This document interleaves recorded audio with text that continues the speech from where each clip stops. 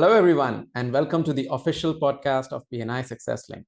Today's topic, the top 3 things homeowners should know about PG&E and net energy metering in 2023. So stay tuned. The official podcast of BNI Success Link, your link to success. Hello again, everyone. I'm your host, Rav Medirata from Social Squares, and Landing Leads is where my business leads. Today's topic is very relevant. The top 3 things homeowners should know about PG&E and net energy metering in 2023. And of course, I have an expert on this subject. Janet Ramsey, thank you so much for doing this. Of course, thanks for having me. Janet, I know you are an expert in solar and you've been with Simply Solar for a long time, and I love your focus on customers. Let's talk about what is Simply Solar all about and how do you help your customers? Yeah, so I've been with Simply Solar about 3.5 years, and I'm a solar energy consultant, and I help people size systems to meet their needs. And right now, it's really important to think about those future needs as well. So we'll be talking about that a little bit today and how you can get into the current benefits of net energy metering. Great. So for those who are not familiar with the subject, in 30 seconds, just if you could give them an overview of what is net energy metering and why is it important for homeowners? Definitely. When you go solar, net energy metering, also known as NEM, is the contract that you enter into with PG&E. So you're able to sell back power to the grid. And currently, net energy metering 2.0 allows you to sell back your kilowatt hours that you produce on your home at market rate. So a 1-for-1. If that's 25 cents, they're going to pay you 25 cents. And then you can buy it back at the same price as well, market rate. Interesting. So the market is moving fast. We are from 1.0 to 2.0 already. That's awesome. Right. So what does a homeowner need to know now about solar for their homes? Yeah, so what happened is about a month ago in December, a new proposal came through the California Public Utility Commission and PG&E, and PG&E is going to change the benefits for a homeowner when they install solar. And there's been net energy metering 1.0, which started in about 1995, and then it's taken this long to really decrease the benefits of solar. So a lot of people have gone solar in that time, but there's a lot of people now that are hearing these changes about the benefits of 2.0 versus 3.0, and they're wanting to get installed. And there's a lot of questions on how that is happening. So that's what everyone's asking right now about what's going on in the solar world. All right, that sparked a whole lot of questions in my mind, but we'll take it slow. So what would you say are the top 3 things homeowners should know about PG&E and the latest in the net energy metering? Right. So solar will still be a good option, but the people who are on PG&E, those, Oakland and locally Marin, surrounding counties, are going to really have to think about battery backup if they're going to be on these new benefits. And the current timeline, so timeline is a huge thing that people are asking, and one of the top 3 things is definitely timeline. And the changes are going to take place in April of this year, so just a few months away. What I've been saying is there is a silver lining in this new proposal, and people who have thought about solar for the past few years, they are coming back around and wanting to get on the lineup and work with a qualified and good contractor to execute the goal of getting onto the current benefits of net energy metering 2.0. And so we're able to the silver lining is that we're able to actually submit for what's called permission to operate with PG&E before the solar system is installed.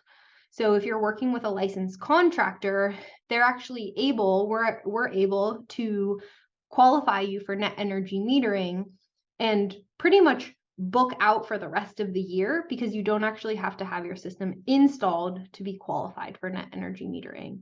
So getting on the lineup, getting your permits and plans started is is really what people need to do now if they want those to take advantage of net energy metering 2.0. Got it. And how would things change after April? Yeah, great question. Net energy metering 3.0 will PG&E, so net energy metering is the contract that you enter into with PG&E. And right now it's the 1-for-1, the market rate. And PG&E is only going to buy a kilowatt hour from a homeowner for 5 cents instead of market rate. So right now you probably buy 1 kilowatt hour for 30 cents to 45 cents. So if they're only giving you 5 cents a kilowatt hour, you don't want to sell back power to the grid. You want to keep it locally. You want to keep it on, on your property, which would mean that you need more of a battery backup.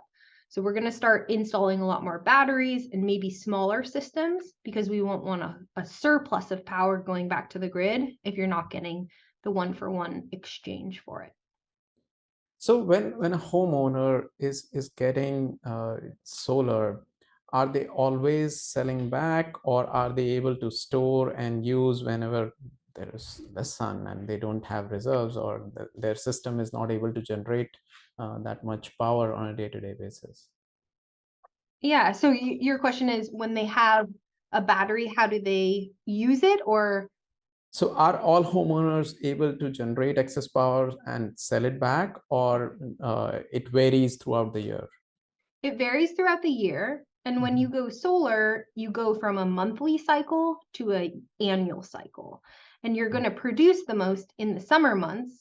And then you actually buy back those credits in the winter months.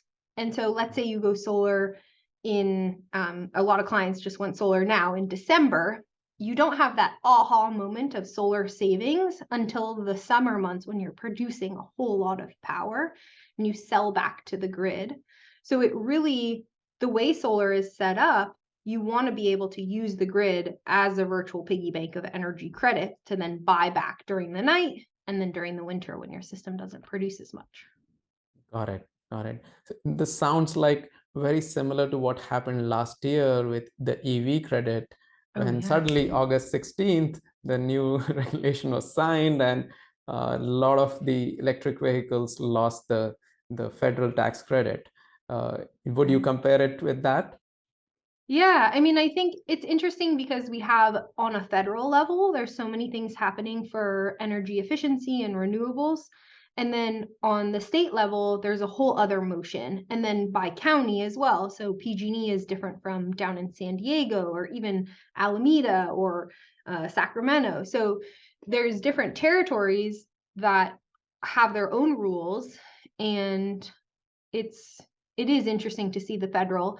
But one of the benefits for the future is, in the new infrastructure bill, there's the solar tax credit. And the tax credit is actually off your total tax liability. And it is giving you that return, which makes your return on investment for solar better. But they've extended it and switched it back to 30%. And it's for the next 10 years. So even if someone doesn't get in to go solar now, they can still take the 30% tax credit and benefit. It's just going to take a little bit longer for return on investment. So we definitely recommend, if you've been thinking about it, or if you've looked into it before and it made sense, now is the time to go solar. Got it. Got it. And one last question before I let you go, and you probably answered this, but what would be your best advice for homeowners who are looking to go solar? Yeah, I'll put my booking link into the meeting notes of our chat today. I have a very educational style and I break it down. I'm always getting compliments and referrals that way. And I really like to talk people through it, because solar makes sense for most people in the Bay Area as they see their electric bill go up, and then they also see their usage going up if you're buying an EV or adding a heat pump. So there's a lot of different ways to benefit from solar, and I'm happy to be a educator on the subject. Great. Great. Thank you so much, Janet. This was a great session, and I'm sure our audience can take a lot from it. Thank you so much for doing this. Yeah, thank you. the official podcast of BNI Success Link, your link to success.